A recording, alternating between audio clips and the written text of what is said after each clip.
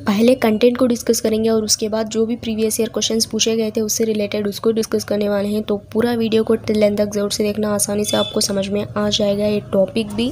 Previous question discuss करते वक्त हम ये भी मेंशन करूँगी कि कौन से टेट में आपको वो पूछे गए थे।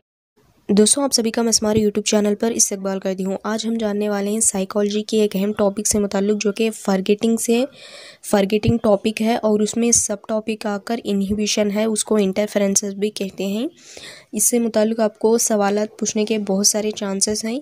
दोस्तों, ये कह सकते हैं कि ये साइकोलॉजी की अहम टॉपिक के साथ बहुत ही आसान सी टॉपिक है, लेकिन ये बात भी है कि अगरचे आप थोड़ा सा भी ध्यान भटक कर कोई कन्फ्यूज़न क्रिएट कर लेंगे तो इसमें बहुत सारे मार्क्स भी चले जाएंगे और साथ ही आपको बहुत मुश्किल भी लगेगा है। तो इसीलिए पूरे कंसंट्रेशन के साथ वीडियो को पूरा एंड तक देखिएगा।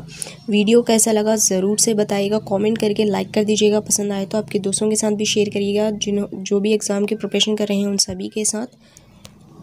अभी तक चैनल को सब्सक्राइब नहीं किया हो तो ज़रूर से चैनल को सब्सक्राइब करके साथ ही बेल बटन को प्रेस कर लीजिएगा ताकि जो भी आने वाली वीडियोस हैं उसकी नोटिफिकेशंस आपको मिलती रहें। चलिए फिर वीडियो को शुरू करते हैं। Let's get started.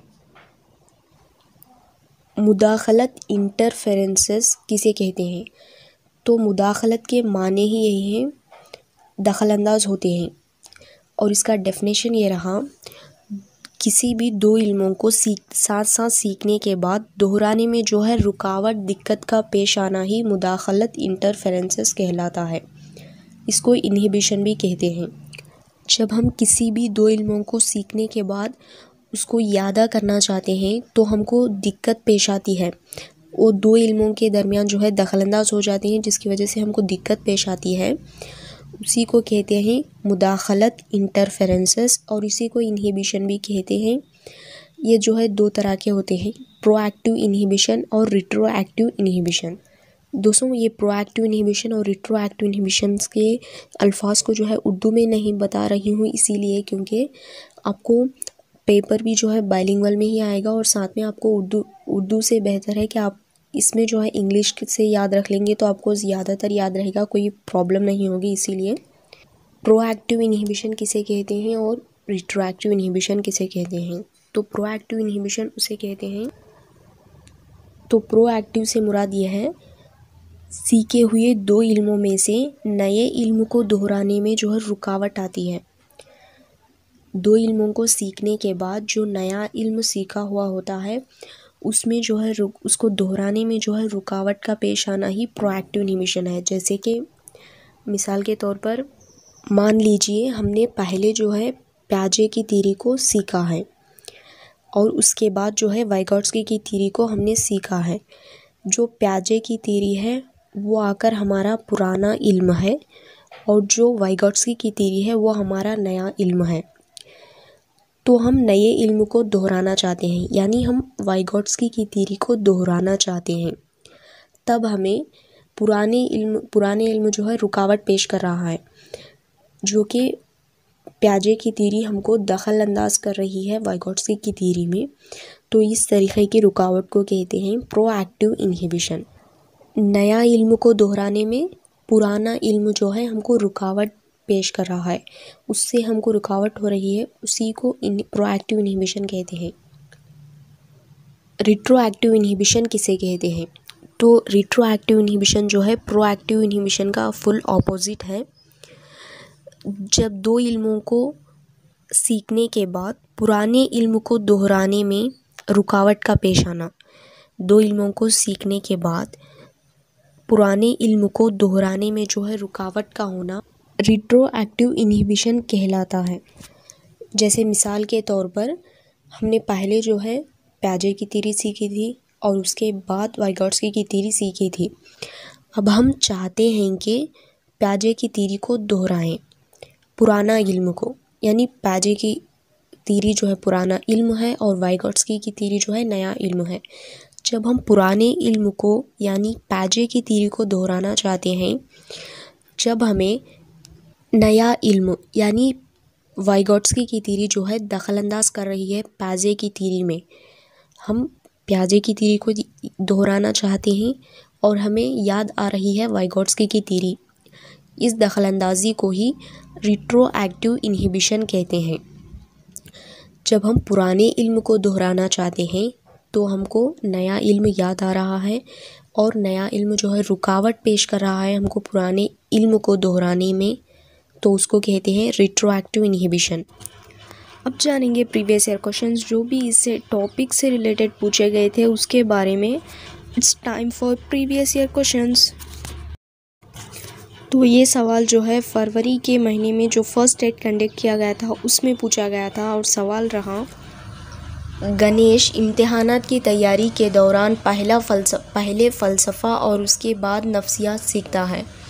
नफ्सियात का इम्तिहान लिखने के दौरान नफ्सियात के बजाय फ़लसफ़े के मुताल्लिक़ याद आ रहा है, उसकी वजह है, यानी उसने पहले फ़लसफ़े से मुताल्लिक़ पढ़ा और उसके बाद जो है नफ्सियात से मुताल्लिक़ पढ़ा है, लेकिन नफ्सियात का एग्ज़ाम देने गया है तो उसको नफ्सियात के बजाय जो है फ़लसफ़े के मुताल्लिक़ याद आ रहा है।